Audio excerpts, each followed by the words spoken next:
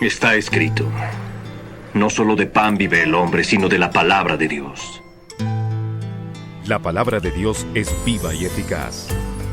Por eso, a partir de este momento, Radio Adventista se complace en presentar El Pan Diario, usando siervos privilegiados como canales de bendición para su pueblo. Escucha la predicación de hoy y recibe sabiduría. Ponla en práctica y serás salvo.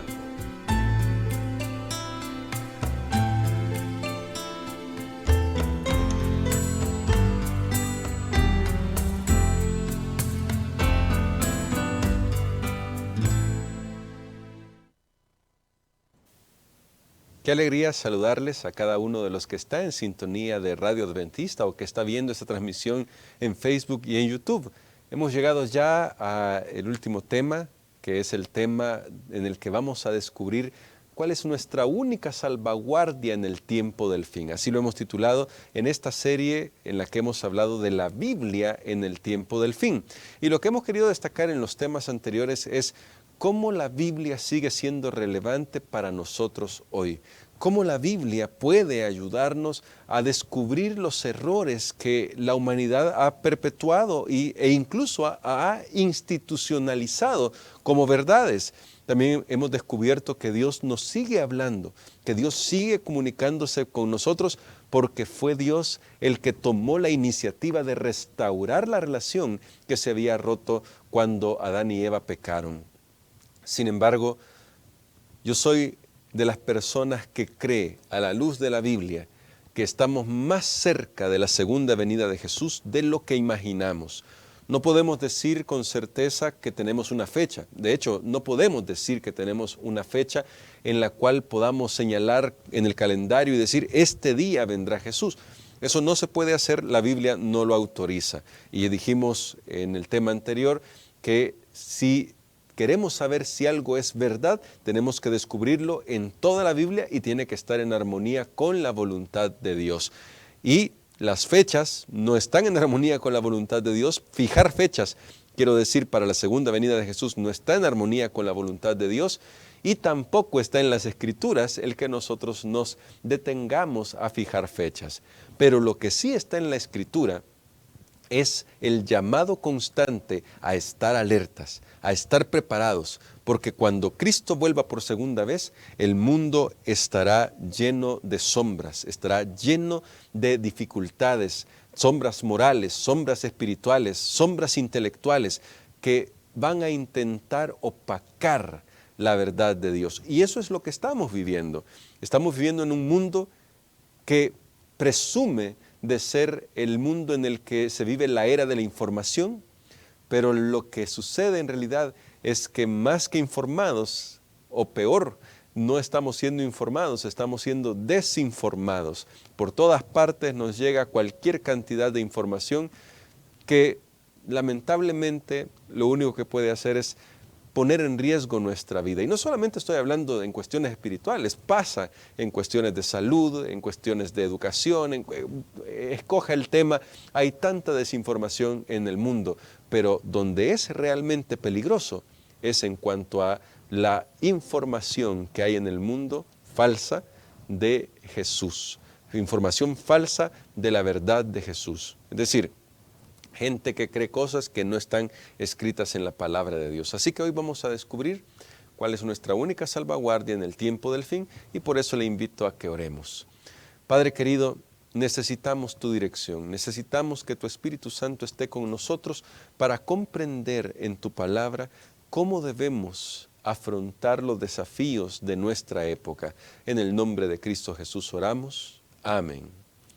Y para responder a la pregunta, ¿cómo afrontar los desafíos de nuestra época? Porque estamos más cerca de la segunda venida de Jesús, quiero que vayan conmigo primero a la primera carta de Pedro, y allí, quiero decir, la segunda carta de Pedro. Siempre con las cartas es un poquito complicado, uno dice primera, segunda, pero la segunda carta de Pedro, y ahí vamos a leer en el capítulo 1, versos 19 al 21. Este mensaje, que fue un mensaje especial para el tiempo en que Pedro escribió, es aún más relevante para nuestros días, porque nosotros estamos más cerca del momento de la segunda venida de Cristo Jesús. Dice segunda de Pedro, capítulo 1, versos 19 al 21, lo siguiente: tenemos también la palabra profética más segura, a la cual hacéis bien en estar atentos, como a una antorcha que alumbra en lugar oscuro, hasta que el día de la mañana, o hasta que el día amanezca y el lucero de la mañana salga en vuestros corazones. Pero, dice Pedro, sigue diciendo, pero ante todo entended que ninguna profecía de la Escritura es de interpretación privada, porque nunca la profecía fue traída por voluntad humana, sino que los santos hombres de Dios hablaron siendo inspirados por el Espíritu Santo. En este pasaje Pedro nos está haciendo una advertencia, nos está dando un elogio a aquellos que amamos la palabra de Dios para que nos sigamos aferrando a ella. Y dice que tenemos también la palabra profética más segura, porque en medio de tanta corriente relativista, en medio de tanto pensamiento que dice, no te preocupes, si tú crees que esto es verdad, eso es verdad, y si no, no es verdad. En medio de todo eso, la Biblia se presenta como la palabra profética más segura. Aquí tenemos seguridad, aquí tenemos un ancla en la cual podemos afirmar nuestra confianza. Por eso, Pedro dice que esta es una antorcha que alumbra el lugar oscuro. Por eso mencionábamos antes que estamos viviendo en una época de oscuridad intelectual, moral, espiritual. Y sí, dije intelectual al principio porque aunque parezca que estamos en el mundo en el que la información corre por todos lados y todo el mundo puede acceder a ella, lamentablemente información no es igual que luz intelectual. Lamentablemente tenemos oscuridad en el intelecto y se ve en las ideologías que ahora pululan por todo el mundo. Por eso necesitamos la Sagrada Escritura. Es necesario estar aferrados a la palabra profética. Pero quiero destacar de este pasaje de segunda de Pedro capítulo 1, versos del 19 al 21, que la Biblia no puede ser de una interpretación privada, número 1, y número 2, debe ser guiada nuestra comprensión de las Escrituras por el Espíritu Santo que inspiró a los profetas que escribieron las Escrituras. Estoy destacando esto porque esto es la base con la cual nosotros vamos a enfrentar los desafíos que se avecinan sobre el mundo. A medida que nos acercamos a la segunda venida de Jesús, a medida que la humanidad avanza en la historia para desembocar en el momento glorioso en que Jesús pondrá fin al pecado y pondrá fin al mal que ahora nos agobia y dará paso a una nueva realidad, a una vida nueva. A medida que nos acercamos a eso, el enemigo hará todo lo que puede por perder la mayor cantidad de personas que estén desapercibidas sin conocer la verdad, que no estén listas para poder abrir sus Biblias y reconocer allí la palabra de Dios. ¿Qué instrumentos va a usar el enemigo para hacer que la mentira llegue a más personas, a tantas personas como pueda? ¿Qué instrumentos va a utilizar el enemigo? La Biblia nos presenta algunos instrumentos, porque la Biblia dice de que Satanás puede disfrazarse como ángel de luz. Pero quiero que ustedes vean lo que dice la palabra de Dios en Segunda de Tesalonicenses. Segunda de Tesalonicenses, el capítulo 2. Y vean que Satanás puede usar estos instrumentos que menciona aquí el apóstol Pablo, y por eso es tan necesario que tú y yo nos relacionemos con las Escrituras de una manera personal y de una manera profunda, especialmente en nuestros días. Dice Segunda de Tesalonicenses capítulo 2, versos del 1 en adelante. Con respecto a la venida de nuestro Señor Jesucristo y nuestra reunión con Él, os rogamos, hermanos, que no os dejéis mover fácilmente de vuestro modo de pensar, ni os conturbéis, ni por espíritu, ni por palabra, ni por carta como si fuera nuestra. Ya vamos a analizar estos elementos. en el sentido de que el día del Señor está cerca. Nadie os engañe en ninguna manera, pues no vendrá sin que antes venga la apostasía y se manifieste el hombre de pecado, el hijo de perdición, el cual se opone y se levanta contra todo lo que se llama Dios o es objeto de culto, tanto que se sienta en el templo de Dios como Dios, haciéndose pasar por Dios. ¿Por qué Pablo tuvo que escribir esta advertencia? Vamos a poner el contexto y vamos a ver qué lección espiritual hay para nosotros hoy en el siglo XXI.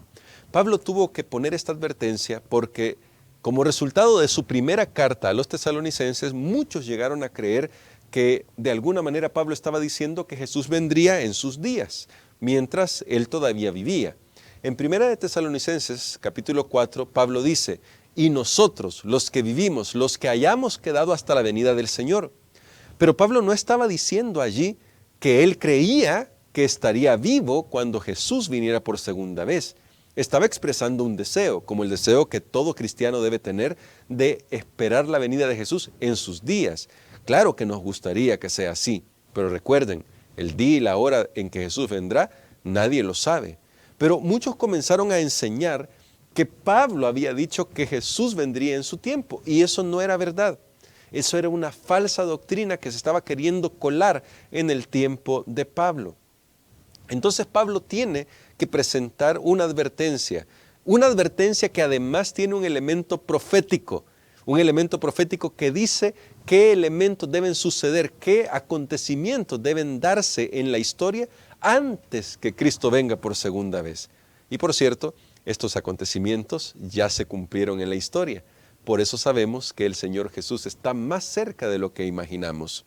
Pero Pablo en esta advertencia nos dice que no debemos permitir que se nos mueva de la verdadera doctrina, de la sana doctrina, ni por espíritu, eso es lo primero que quiero destacar, ni por espíritu, ni por palabra, ni por carta como si fuera nuestra. Analicemos rápidamente esto. Estas son todavía las estrategias que el enemigo está usando hoy en día para perder a las personas. Usa los espíritus, es decir, una clara alusión al espiritismo, que hoy ya no se ve de una manera negativa y que ahora se ve simplemente como otra forma de manifestación de creencias, de pensamientos, y que debemos tener cuidado porque el espiritismo va a jugar un papel crucial en la última etapa de la historia de la humanidad. Antes, estoy hablando de 1700, 1800, la gente se escandalizaba por esto. Se cometieron crímenes, tristemente hay que decirlo, a causa de las creencias que tenía la gente sobre la brujería y el espiritismo. Y digo que se cometieron crímenes contra gente inocente, para terminar la frase. Se cometieron crímenes contra gente inocente, porque acusadas de hechicería, acusados o acusadas de espiritismo, muchas personas murieron, especialmente mujeres. Y seguramente no fueron personas que deberían haber muerto. Era un problema en ese momento. De nuevo, esos problemas se dan cuando dejamos de lado la Escritura. La Escritura nos libra del misticismo, nos libra de la tradición y nos ayuda a tener una mente equilibrada, una mente clara. Pero pasamos del extremo del terror absoluto a la tolerancia absoluta. Ahora todo es permitido. Y ahora quien dice que es espiritista, quien practica la magia, quien practica la hechicería, es visto simplemente como otra persona que simplemente se está o ganando la vida o comunicando de una manera especial porque tiene un don especial. Y noten cómo se nos vende, ¿no? La idea. Tienen un don especial para comunicarse con los seres queridos, para comunicarse con los espíritus superiores. Y eso está más arraigado en la sociedad de lo que imaginamos. Sí, en esta sociedad tan culta, con tanta información, con tantas fuentes de información que se nos están brindando constantemente, en esta sociedad la gente sigue creyendo en el espiritismo, solo que ahora se le han dado nombres mucho más halagüeños o se ha tratado de hacer una campaña mucho más bondadosa respecto a lo que significa el espiritismo y los médiums. Ahora, ese es el primer elemento. Luego está el otro elemento. que está perdiendo a las personas. Dice Pablo, ni por espíritu, ni por palabra. ¿Por qué? Porque esto me llama la atención, porque el modo en que se transmite la palabra de Dios, aunque la tenemos escrita aquí, pero hay un modo en el que se transmite la palabra de Dios que es la proclamación. Y es posible que desde los púlpitos también se esté engañando a las personas cuando se les enseña algo que no está en la Escritura, cuando se les enseña algo que Dios no había dicho en la Escritura.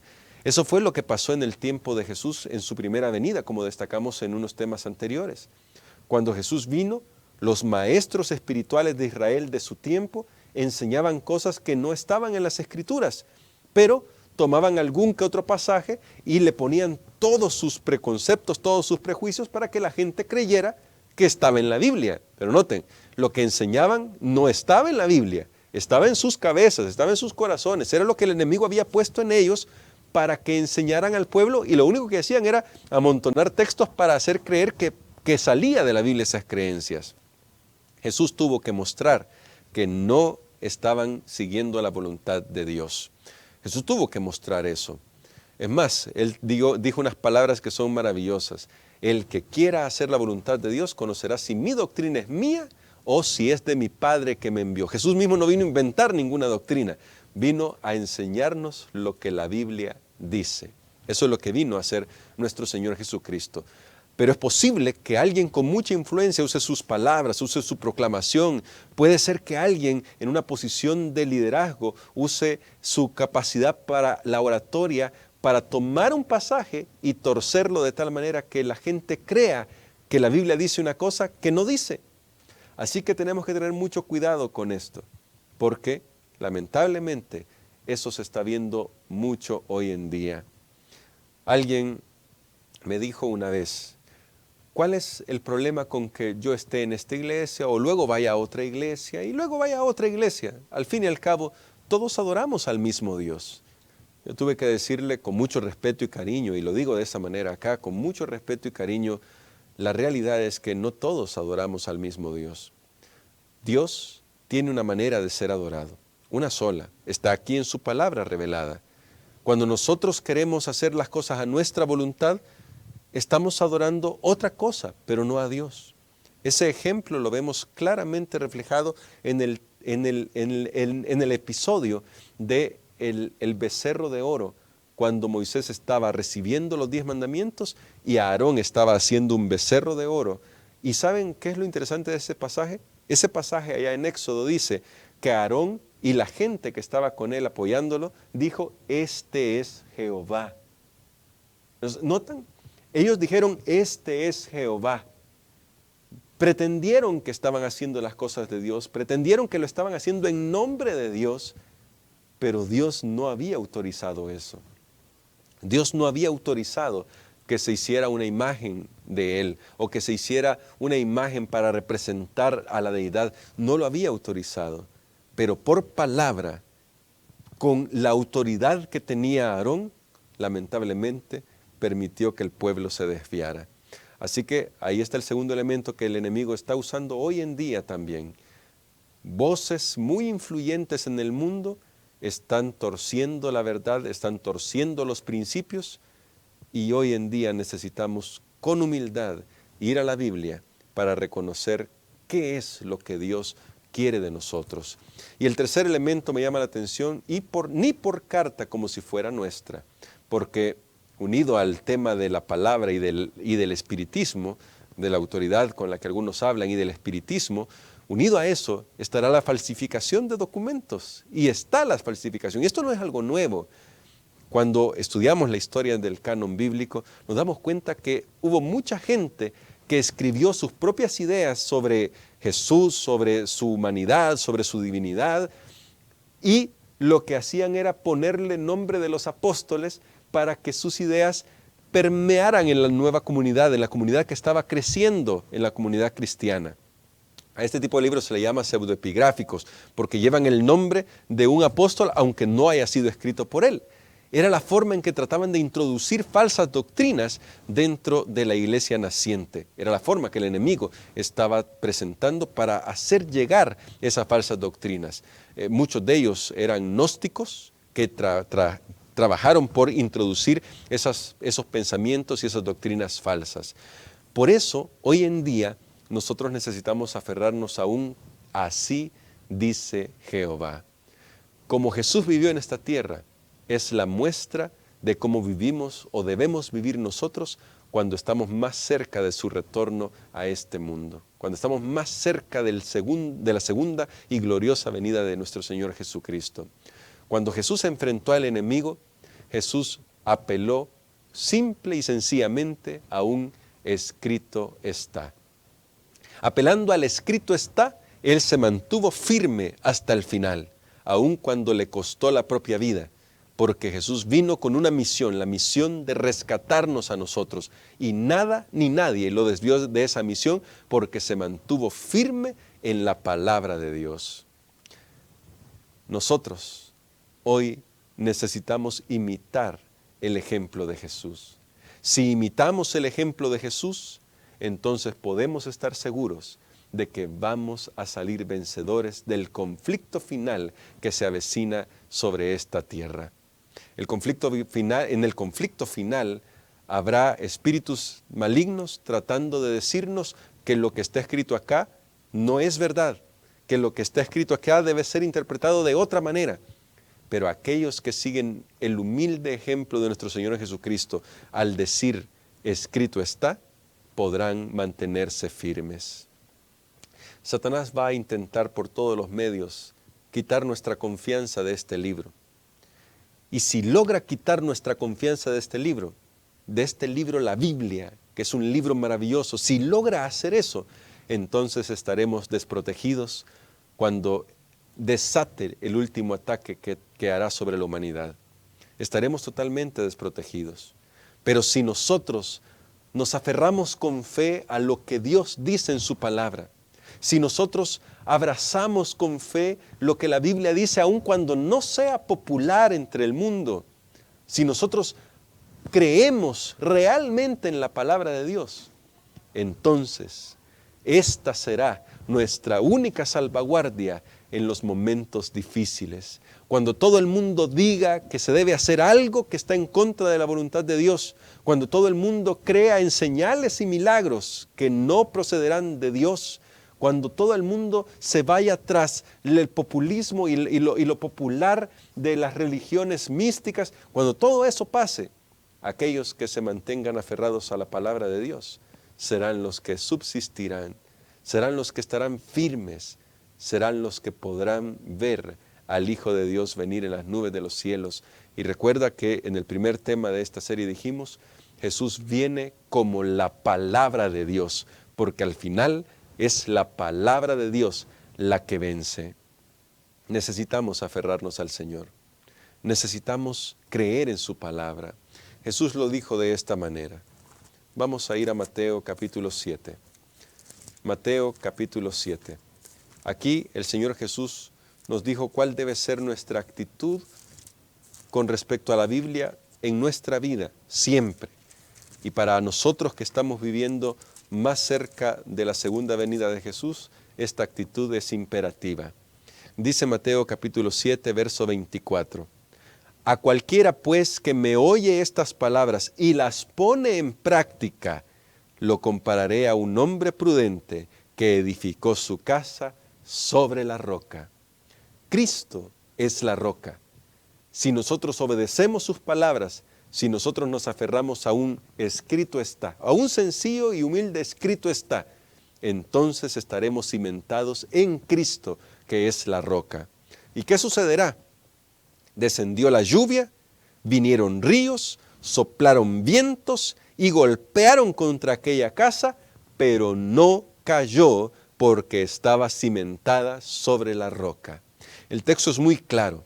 El texto no dice que aquellos que se cimientan en la roca, que se cimientan en la palabra de Dios, que se cimientan en Cristo, no van a sufrir, no van a enfrentar tormentas, problemas. El texto no dice eso. El texto dice que aquellos que creen en la palabra de Dios y que aman la palabra de Dios van a enfrentar las tormentas, los ríos, los vientos, los problemas y se mantendrán firmes porque estarán aferrados a la roca de la salvación.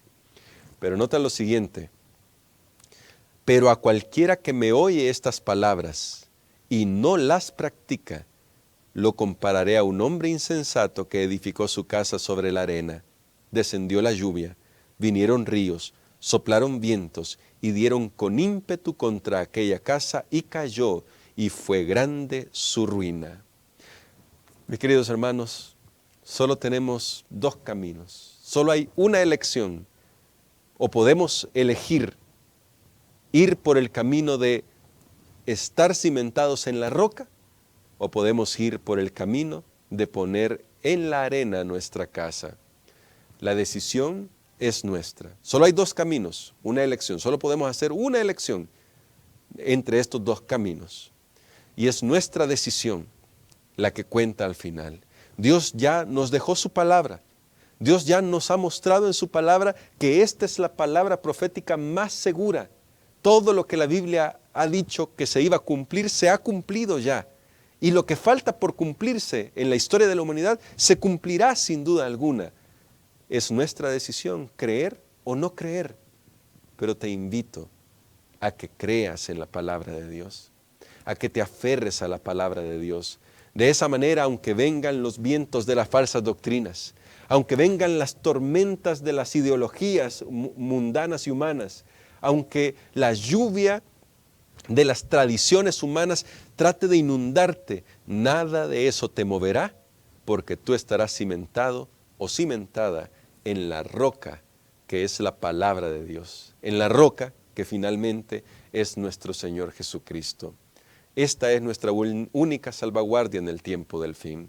A veces dedicamos tanto tiempo a tantas otras cosas, a tantos otros temas, que nos olvidamos que lo único que nos mantendrá firmes al final del tiempo es aferrarnos a Jesús y a su palabra. Su verdad, que está aquí comprendida en este libro maravilloso, es lo que nos ayudará a hacer frente a los últimos días de la historia de la humanidad tal como la conocemos.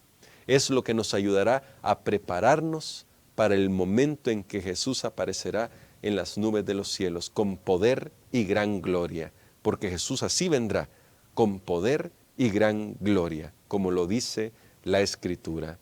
¿Quieres prepararte? ¿Quieres que Jesús pueda encontrarte listo? Entonces ve al Señor, toma la decisión de hacer de este libro tu alimento diario, y entonces verás cómo tu vida es transformada, cómo tu vida es fortalecida y cómo en medio de las pruebas puedes aferrarte al poderoso brazo de Dios, porque recuerda, la palabra de Dios tiene poder. Si tú quieres hacerlo, te invito a que me acompañes en esta oración, para que tomes tu decisión, para que tomes esa maravillosa decisión de afianzar tu vida sobre la roca, de hacer que la roca sea tu fundamento. Recuerda, en Apocalipsis capítulo 1, verso 3, el Señor Jesús dice, bienaventurado el que lee, los que oyen y los que guardan las palabras de esta profecía, porque el tiempo está cerca. Sé feliz aferrándote a la palabra de Dios. Padre Santo y bueno, venimos ante tu presencia para suplicar que tu Espíritu Santo nos ayude a encontrar la luz que necesitamos para cada día cuando abrimos tu palabra. Padre, pongo en tus manos de amor a tus hijos que en este momento están en casa, están en el trabajo, están viajando, pero anhelan en su corazón tener tus palabras en sus vidas, en sus mentes, para que tu Espíritu Santo les fortalezca, les ayude a recordar que solamente en tu palabra tenemos seguridad. Bondadoso Dios, por favor ayúdanos a nunca despegarnos de un escrito así, está escrito, de un así dice Jehová.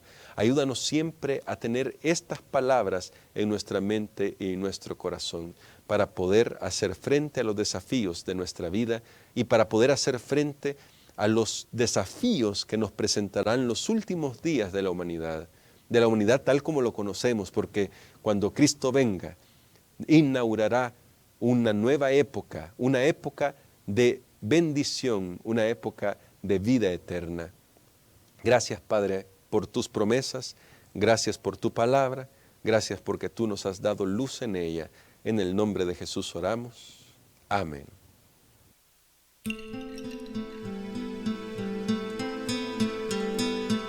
Yo estoy llamando a la puerta. Si alguien oye mi voz y abre la puerta, entraré en su casa.